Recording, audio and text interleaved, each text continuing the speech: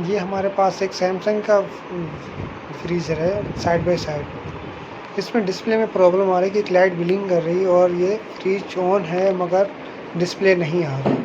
Basically ये display बिल्कुल okay है, ये एरर है।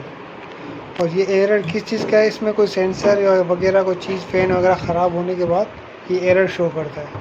तो हमारे पास एरर कोड की वजह से हमने चेक किया है, इसके अंदर एक डैम्पर लगा हुआ है, ये डैम्पर का एरर शो कर रहा है। तो ये हमारा एक दूसरा डैम्पर है जो हम अभी इसको लगा के चेक करके आपको दिखा देंगे। देखिए बिल्कुल ब्रांड न्यू डैम्पर है।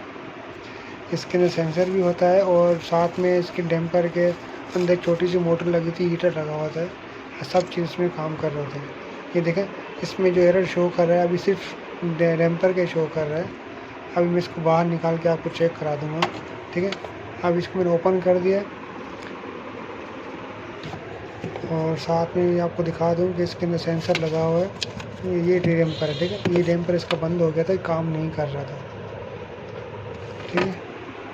और ये देखें एरर अभी भी इसके अंदर एक ही आ रहा है। अब मैं इसके अंदर से सेंसर निकाल के आपको दिखा दूंगा कि सेंसर देखो, ये सेंसर भी मैंने निकाल दिया, तो सेंसर का एरर भी इसमें शो करेगा।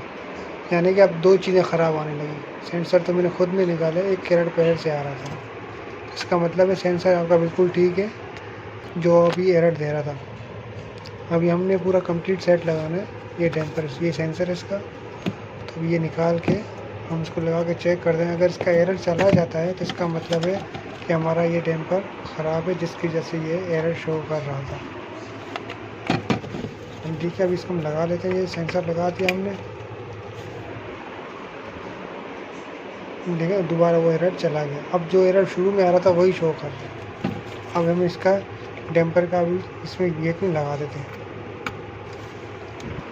ये हमने लगा दिया तो फ़ौरन इसका डिस्प्ले आ गया। यानी कि मैं इसके सर्किट ने हमें कम्युनिकेशन बता दिया कि जो चीज़ में ख़राब थी वो बिल्कुल आपने परफेक्ट ओके लगा दिया।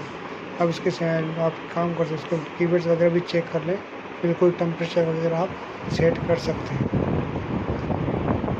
उसका मतलब था हमारा ये डैम्पर ख़राब है, इस डैम्पर का एरर आ रहा था। इसके अंदर कोई और चीज़ भी ख़राब होती तो इसका समझ लो डिस्प्ले में यही चीज़ एरर कर रहा था मगर थोड़ा सा डिफरेंट करता है।